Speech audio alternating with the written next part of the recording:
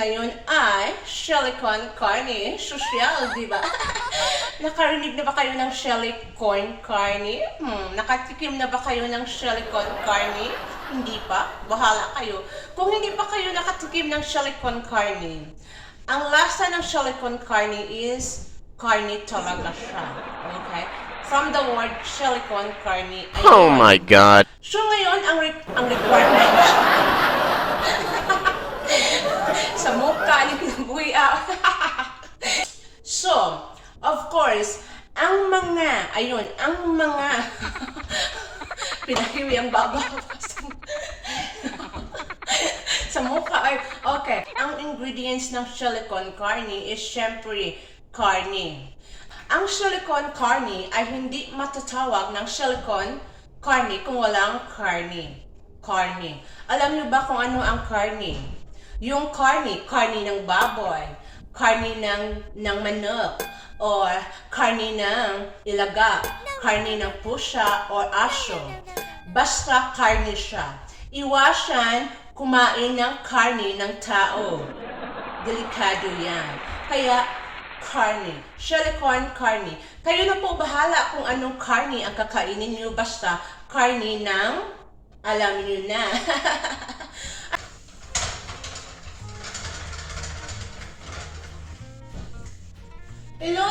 Ilunod natin yung garlic first.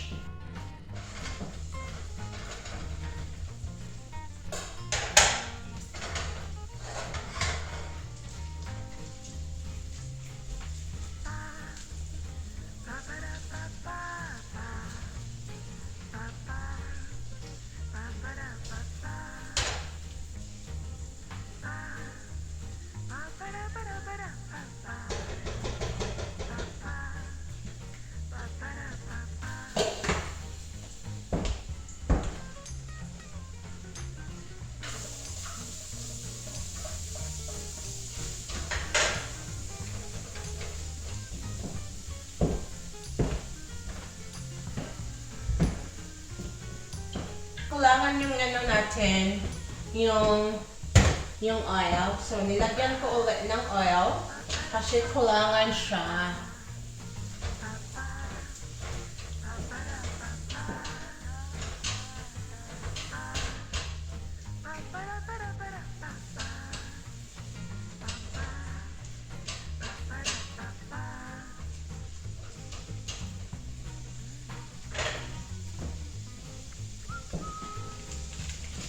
At saka may labs. Tungtong ko ba yun? At saka may labs. Ito din ang ano siya, yung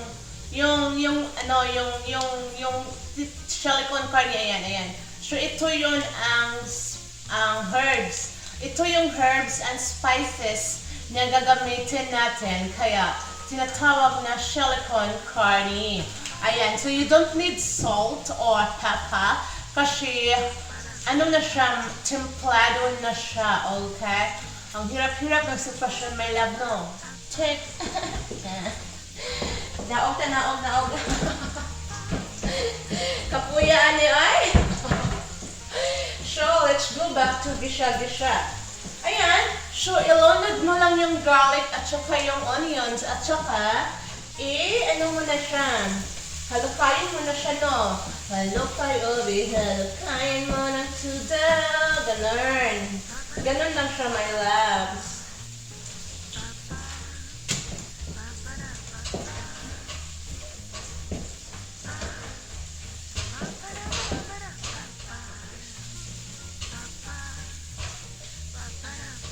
Ilunod na natin yung ating carne. Carne ng beef. Ayan.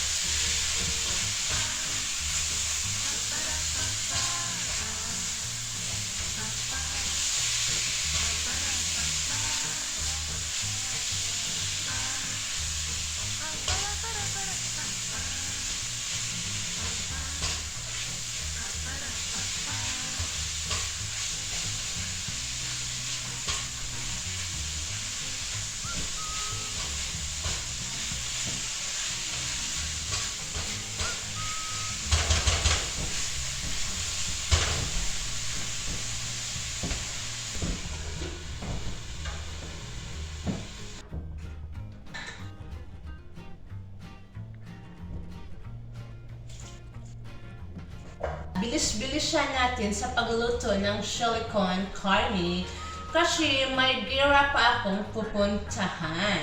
Okay, so ilunod na natin yung ating seasoning. Okay, ayan.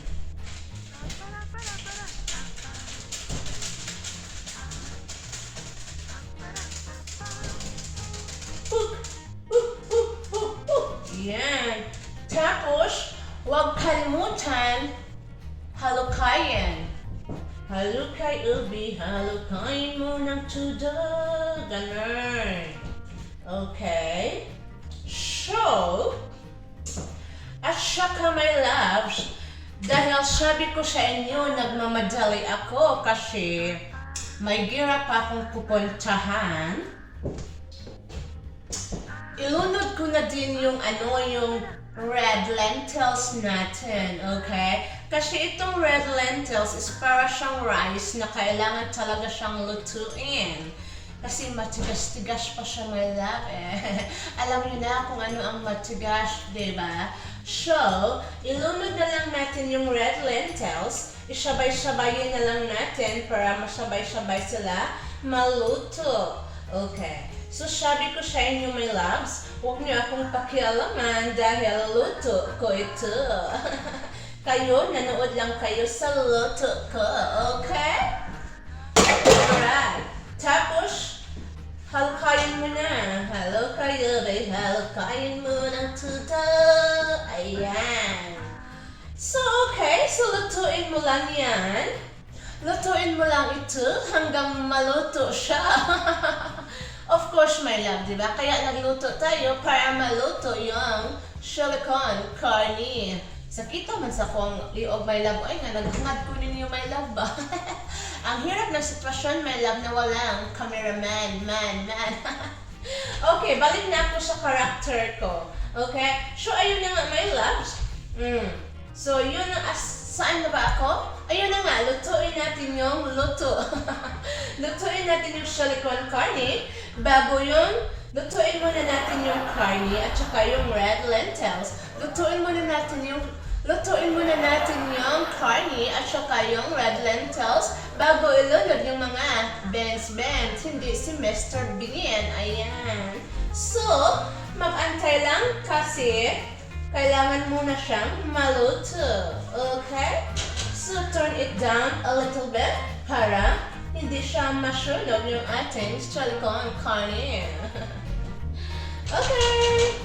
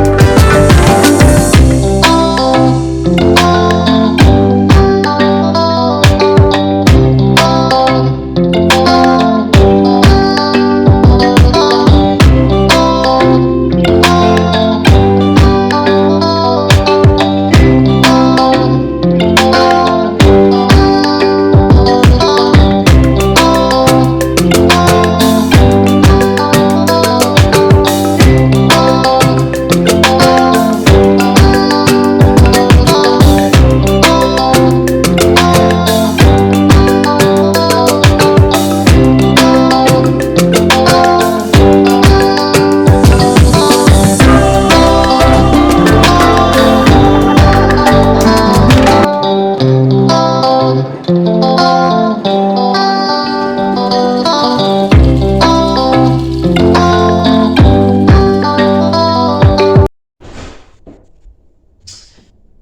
na po my loves. So naluto na po ang ating red lentils at saka yung carne natin. Para kakain na po tayo my loves. Ilagay na natin yung ating bench. Hindi si Mr. Ben. Iba naman yung si Mr. Ben. Ito yung ating bench. So ilagay natin ito. In a few minutes. Kakain na tayo oy. Muntong no!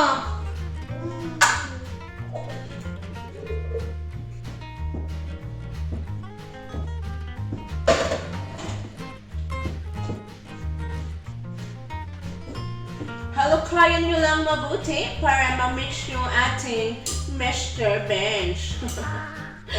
Alright? There you go.